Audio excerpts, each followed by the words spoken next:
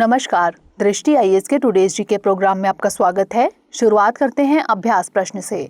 उच्चतम न्यायालय के न्यायाधीशों की नियुक्ति के लिए कॉलेजियम निम्नलिखित में से किसे अपनी सिफारिशें भेजता है? भारत के प्रधानमंत्री, भारत के राष्ट्रपति, कानून मंत्री या फिर भारत के मुख्य न्यायाधीश? इसका सही जवाब है ऑप्शन सी, कानून मंत्री।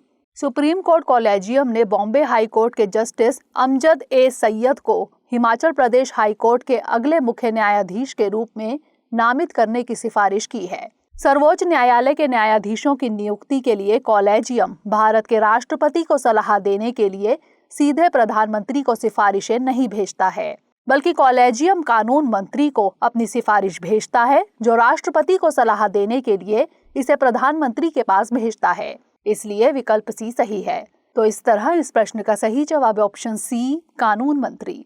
आज के सेशन का पहला प्रश्न है, रेडियो फ्रीक्वेंसी आइडेंटिफिकेशन यानी RFID के संबंध में निम्नलिखित कथनों पर विचार कीजिए।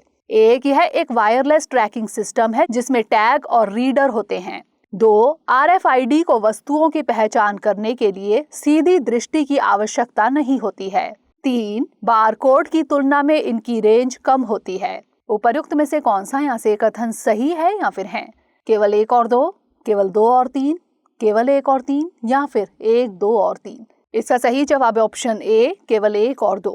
हाल ही में अमरनाथ तीर्थ यात्रियों को ट्रैक करने के लिए RFID टैग का उपयोग करने का निर्णय लिया गया है। रेडियो फ्रीक्वेंसी आइडेंटिफिकेशन यानी RFID एक वायरलेस ट्रैकिंग सिस्टम है जिसमें टैग और रीडर होते हैं, इसलिए कथन 1 सही है। इसमें रेडियो तरंगों का उपयोग सूचनाओं को संप्रेषित करने के लिए किया जाता है। बारकोड के विपरीत RFID को वस्तुओं की पहचान करने के लिए सीधी दृष्टि की आवश्यकता नहीं होती है, इसलिए कथन 2 सही है। इनकी रेंज बारकोड से भी ज्यादा होती है, इसलिए कथन 3 सही नहीं है। इस प्रकार विकल्प ए सही है। तो इस तरह इस प्रश्न का सही जवाब है ऑप्शन ए, केवल 1 और 2। अगला प्रश्न है, निम्नलिखित में से कौन सा देश न्यू डेवलपमेंट बैंक या ब्रिक्स बैंक के सदस्य हैं? 1, ब्राजील, 2, रूस, 3, बांग्लादेश, 4, संयुक्त अरब अमीरात। दिए गए कूटों में से सही उत्तर चुनिए। केवल 1 और 2, केवल 1, 2 और 3, केवल 1, 2 और 4 या फिर 1, 2, 3 और 4?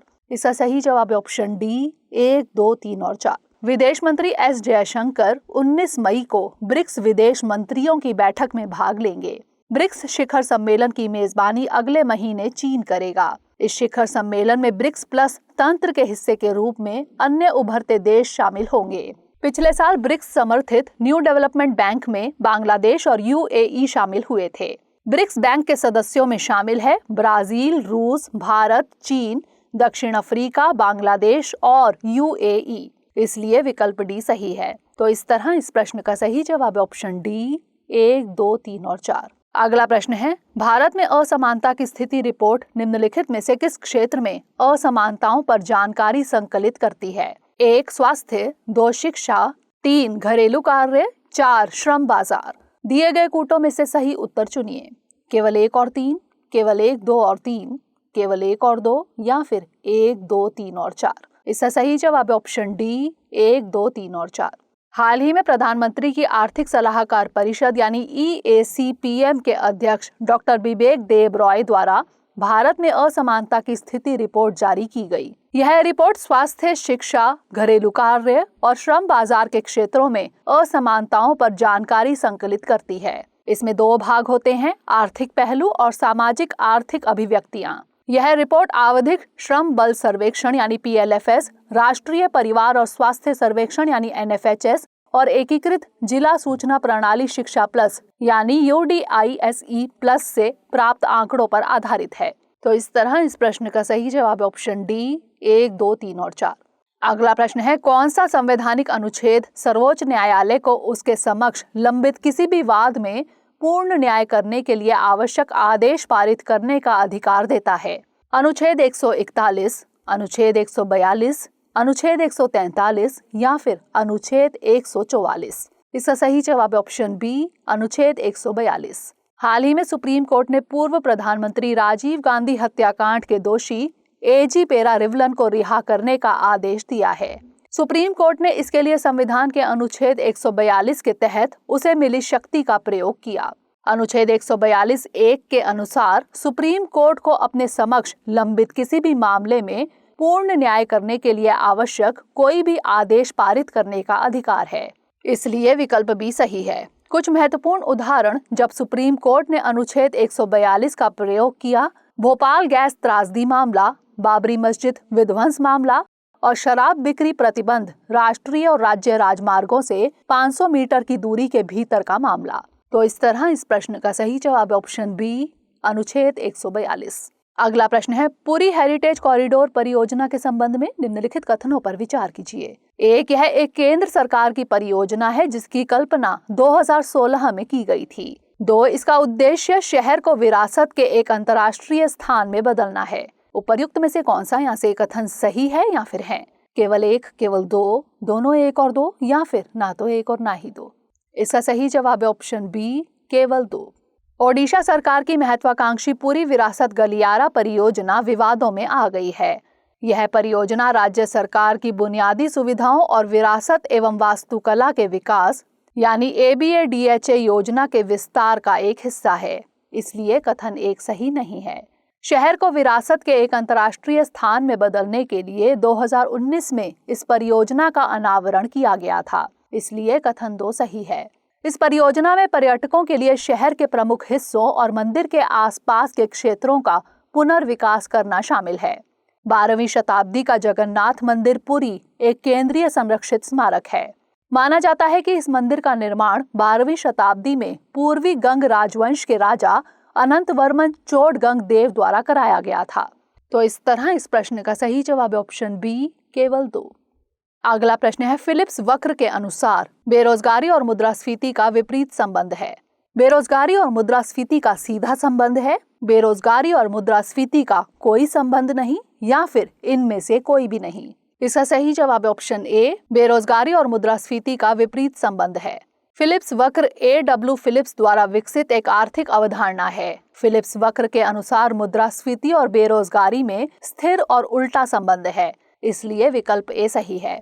फिलिप्स वक्र के अनुसार जब मुद्रास्फीति कम होती है तब बेरोजगारी अधिक होती है, और जब मुद्रास्फीति अधिक होती है तब बेरोजगारी कम होती है।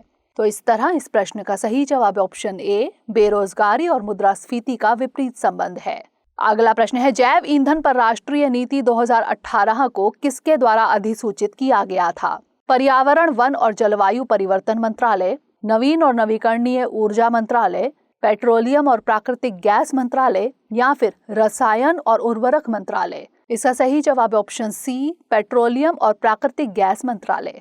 हाल ही में कैबिनेट ने जैव ईंधन पर राष्ट्रीय नीति 2018 में संशोधन को मंजूरी दी है। पेट्रोलियम और प्राकृतिक गैस मंत्रालय द्वारा जैव ईंधन पर राष्ट्रीय नीति 2018 को अधिसूचित किया गया है। इसलिए विकल्प सी सही है। इस नीति में स्वीकृत मुख्य संशोधन है जैव ईंधन के उत्पादन के लिए अधिक फीड स्टॉक्स को मंजूरी, पेट्रोल में 20% एथेनॉल के मिश्रण के लक्ष्य को 2030 से पहले 2025-26 में ही प्राप्त करने के लिए कदम उठाना, मेक इन इंडिया कार्यक्रम के तहत विशेष आर्थिक जोन यानी SEZ या निर्यातोन्मुख इकाइयों EOU द्वारा देश में जैव ईंधन के उत्पादन को प्रोत्साहन और विशेष मामलों में जैव ईंधन के निर्यात की अनुमति देना। तो इस तरह इस प्रश्न का सही जवाब ऑप्शन सी, पेट्रोलियम और प्राकृतिक गैस मंत्रालय। अगला प्रश्न है, हाल ही में 15वीं विश्व वानिकी कांग्रेस कहाँ आयोजित की गई? जकार्ता, बीजिंग, फिलीपींस या फिर सियोल? इसका सही जवाब ऑप्शन डी, सियोल। 15वीं विश्व वानिकी कांग्रेस 2 से 6 मई 2022 तक सियोल में कोरिया गणराज्य की सरकार द्वारा आयोजित की गई थी। इसलिए विकल्प डी सही है। प्रतिभागियों ने वनों के साथ हरा, स्वस्थ और लचीला भविष्य प्राप्त करने के लिए कार्रवाई की तत्काल आवश्यकता को व्यक्त करने के लिए सियोल वन घोषणा का समर्थन किया। यह पहली बार 1926 में रोम में आयोजित की गई थी। यह 1954 से संयुक्त राष्ट्र के खाद्य और कृषि संगठन यानी FAO के तत्वाधान में आयोजित की जाती है। तो इस तरह इस प्रश्न का सही जवाब ऑप्शन डी, सियोल। अगला प्रश्न है, स्वच्छ पर्यावरण और प्रदूषण मुक्त पानी के अधिकार को संविधान के किस अनुच्छेद के तहत संरक्षित किया गया है? अनुच्छेद 21, अनुच्छेद 19, अनुच्छेद 14 या फिर अनुच्छेद 32? इसका सही जवाब ऑप्शन ए, अनुच्छेद 21। नेशनल ह्यूमन राइट कमीशन यानी NHRC ने पर्यावरण प्रदूषण और मानवाधिकारों के क्षरण के प्रभावों को कम करने के संदर्भ में केंद्र और राज्य सरकारों को एक सलाह जारी की है। संविधान का अनुच्छेद 21 जीवन के अधिकार और मानवीय गरिमा के साथ जीने का अधिकार प्रदान करता है। स्वच्छ पर्यावरण और प्रदूषण मुक्त पानी के अधिकार को अनुच्छेद 21 में जीवन के अधिकार के तहत संरक्षित किया गया है, इसलिए विकल्प ए सही है। सुप्रीम कोर्ट ने पिछले साल कहा था कि प्रदूषण मुक्त पानी एक मौलिक अधिकार है जिसे एक कल्याणकारी राज्य सुनिश्चित करने के लिए बाध्य है। तो इस तरह इस प्रश्न का सही जवाब ऑप्शन ए अनुच्छेद 21। अंतिम प्रश्न है, निम्नलिखित में से किसके द्वारा विश्व शासन सूचकांक या संकेतक जारी किया जाता है? विश्व आर्थिक मंच, विश्व बैंक, अंतर्राष्ट्रीय मुद्रा कोष या फिर ट्रांसपेरेंसी इंटरनेशनल? इसका सही जवाब ऑप्शन बी विश्व बैंक। विश्व बैंक विश्व शासन संकेतक जारी करता है। विश्व बैंक का विश्व शासन संकेतक 200 से अधिक देशों की रैंकिंग प्रदान करता है, इसलिए विकल्प बी सही है। रैंकिंग शासन के 6 आयामों पर आधारित है: आवाज और जवाबदेही, राजनीतिक स्थिरता और हिंसा की अनुपस्थिति, सरकारी प्रभावशीलता, नियामक गुणवत्ता, कानून का शासन और भ्रष्टाचार पर नियंत्रण। तो इस तरह इस प्रश्न का सही जवाब ऑप्शन बी विश्व बैंक। आइए अब नोट कर लेते हैं आज का अभ्यास प्रश्न। भारतीय नौसेना की एंटी शिप मिसाइल के संबंध में निम्नलिखित कथनों पर विचार कीजिए। एक, यह भारतीय नौसेना के लिए पहली स्वदेशी air launch anti ship missile system है। 2, मिसाइल मार्गदर्शन प्रणाली में अत्याधुनिक नेविगेशन प्रणाली और एकीकृत एवियोनिक्स शामिल है। निम्नलिखित में से कौन सा यहाँ से कथन सही है या फिर है? केवल एक, केवल दो, दोनों एक और दो, या फिर ना तो एक और ना ही दो? इसका उत्तर हमें कमेंट सेक्शन में जरूर भेजिएगा। अगले सेशन में नए प्रश्नों के साथ मिलेंगे। तब तक के लिए पढ़ते रहिए एंड स्टे सेफ।